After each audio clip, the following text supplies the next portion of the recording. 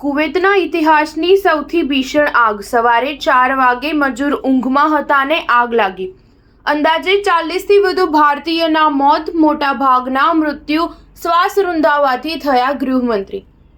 કુવૈતમાં બુધવારે વહેલી સવારે એક ઇમારતમાં લાગેલી ભીષણ આગમાં 50થી વધુ લોકોના મોત થયા હોવાનો અહેવાલ છે.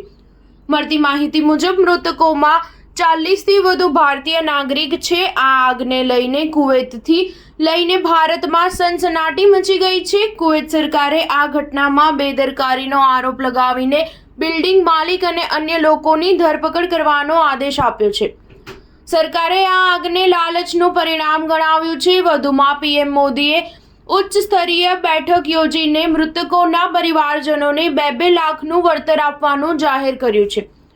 એનબીટીસી ગ્રુપે દક્ષિણ કુવૈતના મંગફમાં આ બિલ્ડિંગ ભાડે આપ્યું હતું. કંપનીએ તેના કામદારો માટે આ બિલ્ડિંગમાં રહેવાની વ્યવસ્થા કરી હતી.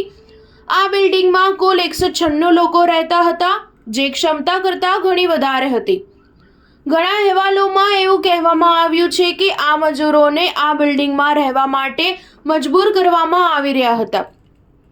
આ આગ બુધવારે સવારે 4 વાગ્યાની આસપાસ લાગી હતી. આ 6 માળની ઇમારતના રસોડામાં આગ ફાટી નીકળી હતી, જે આખી ઇમારતમાં ફેલાઈ ગઈ હતી. અહીં રહેતા મોટાભાગના મજૂરો નાઇટ શિફ્ટમાંથી પરત ફર્યા હતા અને સૂતા હતા. આગના કારણે ઘણા લોકોને બહાર નીકળવાની તક પણ ન મળી હતી. જગ્યા ચુસ્ત હોવાને કારણે ઘણા લોકોને બચવાની તક ન મળી. તે જ સમયે કેટલાક લોકોએ પોતાનો જીવ બચાવવા માટે પોતપોતાના માળેથી કૂદકો પણ માર્યો હતો.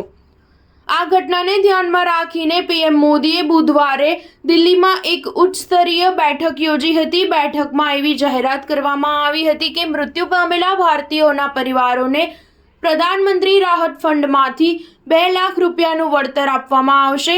પીએમ મોદીએ મૃતકોના પરિવાર પ્રત્યે સંવેદના વ્યક્ત કરી હતી. સ્ટાર ન્યૂઝ 7 હંમેશા સચ્ચાઈની સાથે.